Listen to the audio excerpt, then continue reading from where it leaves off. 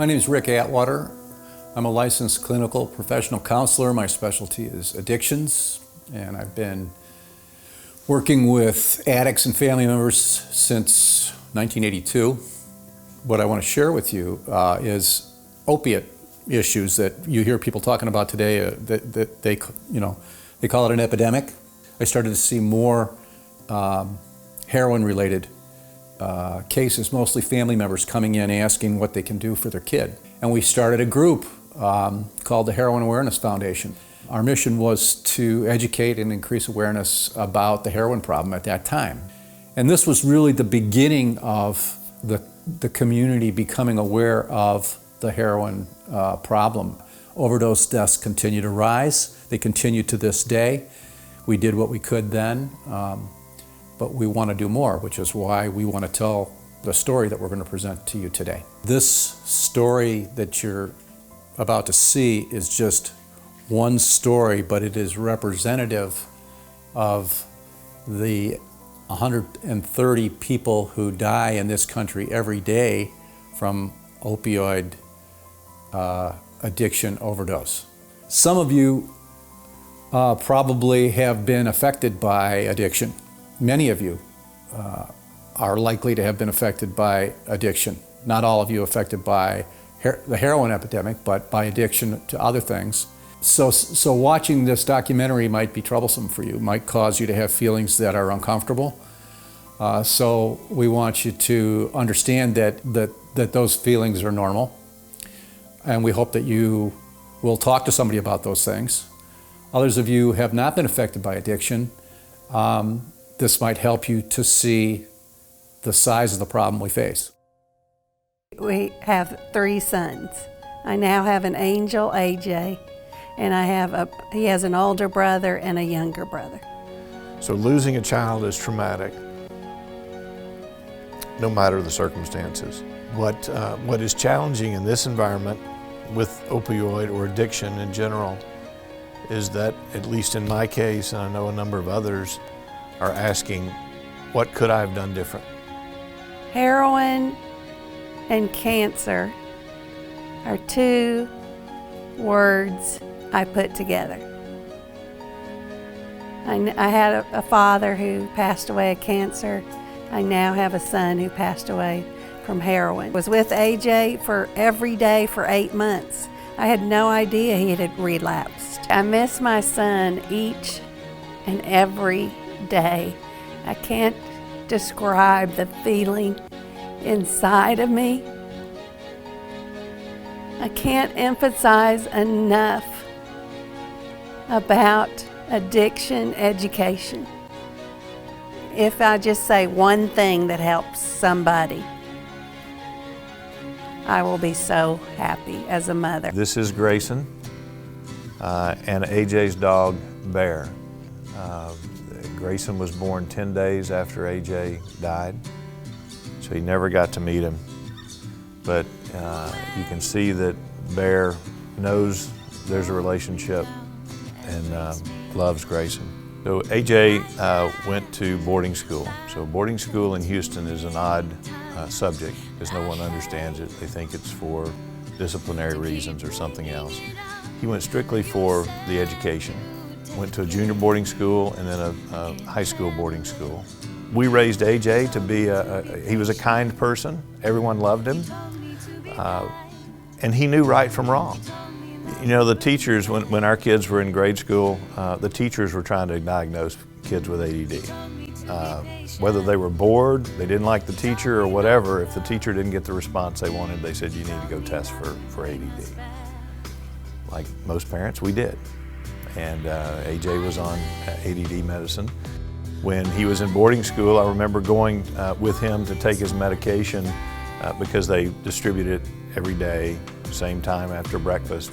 And there would be a line of 40 kids, with Adderall or whatever the case is for ADD. One of the things that we've since found out talking with his therapist is that he didn't like to be yelled at. He felt he was being bullied. Where some people, where I have pretty thick skin and can yell back, he would yell back. But if someone, a friend, a boss, a coworker, yelled at him or challenged him, he took that personal. So from Little League, from youth basketball on, he didn't really enjoy it because he felt like he was the reason for a loss or the reason for something not going well. One of the reasons he liked skiing was that he was very good at it, but it was on his own. He was doing it himself, he was accomplishing something, and every trip down the run, whether it was on the run or off-piste when he was skiing in the backcountry, it was an accomplishment. He went to school at the University of Arkansas, where we went to school. He joined the fraternity that I was in. His fraternity brothers were parents, were friends of ours. Didn't really realize how prevalent the drug use was. And I'm talking about drug use beyond marijuana. He did seem to have drinking problems.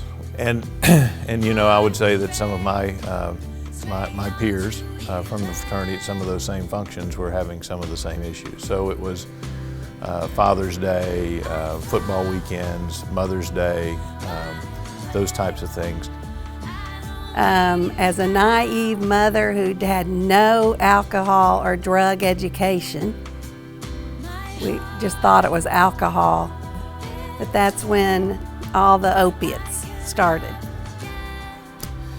As he had trouble in college, after a couple of years, it caught up with him, the large school, the extra attention that he was getting in boarding school. I think that helped him or pushed him to some negative feelings about himself, that he couldn't quite grasp the material and had difficulty learning and retaining the information. Then after college, that's when he went to Colorado because they were hiring at a lot of different jobs. Not knowing how bad AJ was into drugs, we just knew one day we had a very bad situation, and the police looked at us and said, "Your son needs help." So it was a very quick, within a 12 to 24-hour period, that we had to find him somewhere to go.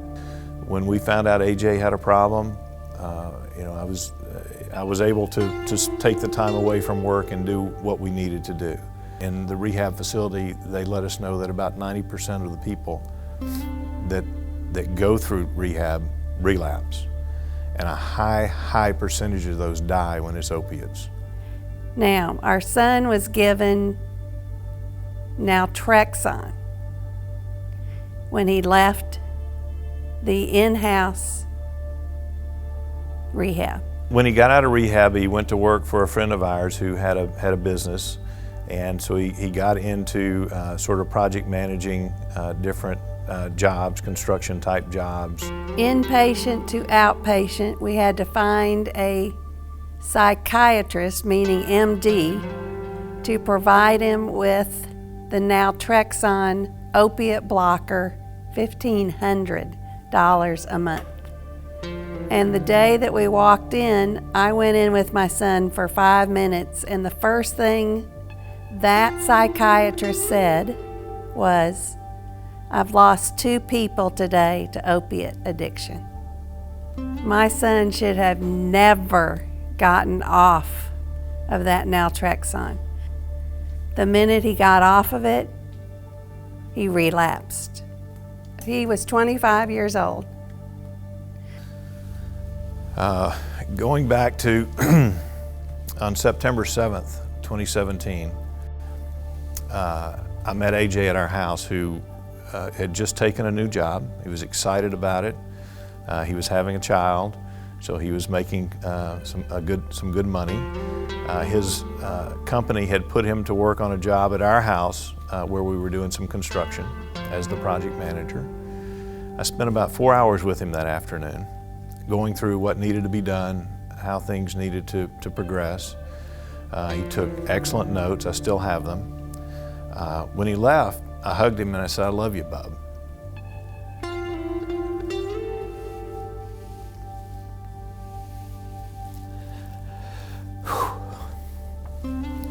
And those were the last words we ever said. The next morning is when we got the call we got a call at 4 a.m. from the mother of his child saying his lips were blue. My husband said, call 911.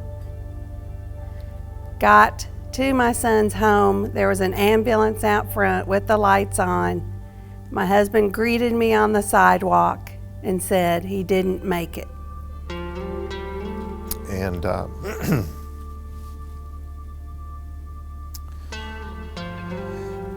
every night and every morning I wake up and ask the good Lord what I could have done different. What could I have done when they were 8, 10, 12, 18, 22 that would have led to a different outcome? That's a difficult reality to ask yourself every day. So my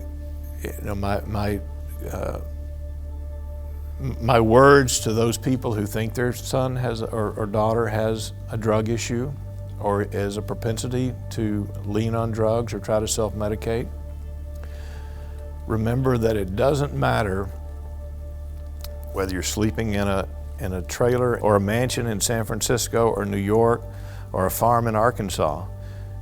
It's coming. It's there. They know about it and they're susceptible to it. What we've since found out is that there were some mental issues along the way, which I don't think people who don't understand addiction realize that it's just not somebody shooting up in the alley to have a good time. It's really trying to self-medicate and that there are issues. We were told how unhappy he was after he passed away. We went to people who we wanted to hear the story that AJ told them. The whole busyness and the rat race that we're in is creating problems. Because everything is instantaneous and we have to have instant gratification, this is changing. And I see that in young people who come into the business world. And it's the same thing. It's that frantic, almost panic of, I'm not doing this right, I have to go do something else. You know, we hear about these kids that commit suicide, and suicide to me is related to addiction. Its underlying root cause is mental issues, but I believe if we study the root cause, we'll reduce the opiate overdoses, we'll reduce suicides, and we'll reduce some of these mass shootings by kids. It all gets down to the same issue. You know, it's not a simple problem, and any politician, anybody who stands up and says this is the way to make it work, 28 days and you're done. It's going to have to be household to household, and it's not just you know, preaching you're going to go to hell for doing drugs just like you will for lying and just like you will for cheating and stealing. It's broader than that. And you know, we like to talk about, when you get to be my age, how smart we were back then or how things didn't affect us the way it does, but the times have changed. You know, all of our kids are different. They grew up different time periods. Their peers were different. There were different things going on in the world. So you have to treat that differently. You can't live in the past, and you have to acknowledge that this is rampant. This isn't something that's across town. It's here. We rely on a lot of the groups, and we talk to a lot of people. GRASP was the one that was for us, because there are so many similarities in what people are grieving about. You can't go through this alone. First of all, Camille and I have been through this every step of the way. When we knew there was an addiction, to trying to get through the recovery, and even today, going to GRASP was a help. Everyone in the room has lost someone to addiction of some sort. Their stories are similar enough that you can tell a lot more details without getting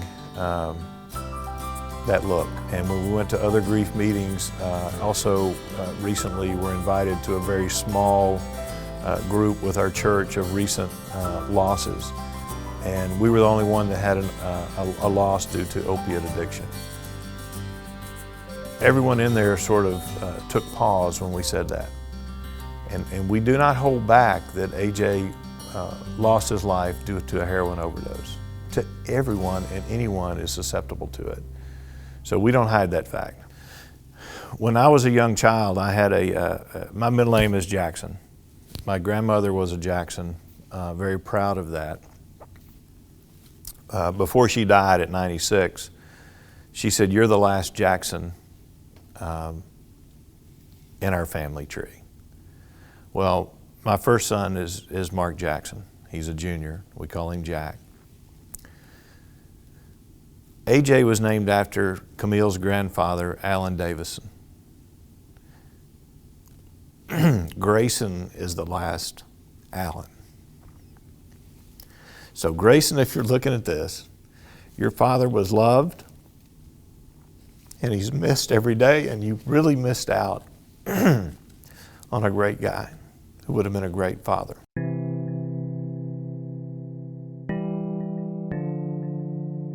Hearts beating,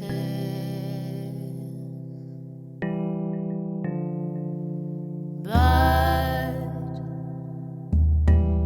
moving,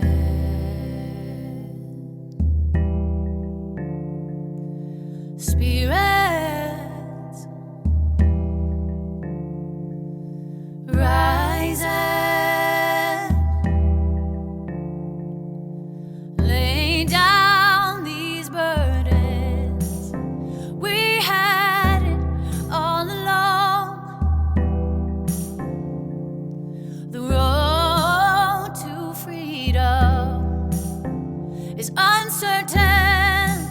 But all those hard times won't take us down, no, no.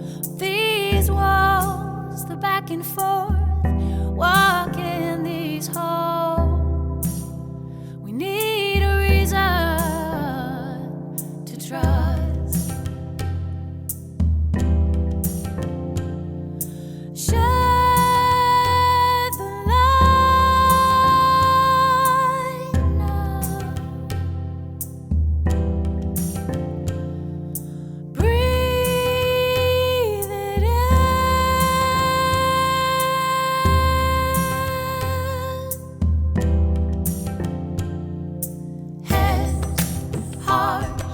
Soul, let the love be the fire. Head, heart, soul, let the love be the fire. Head, heart, soul.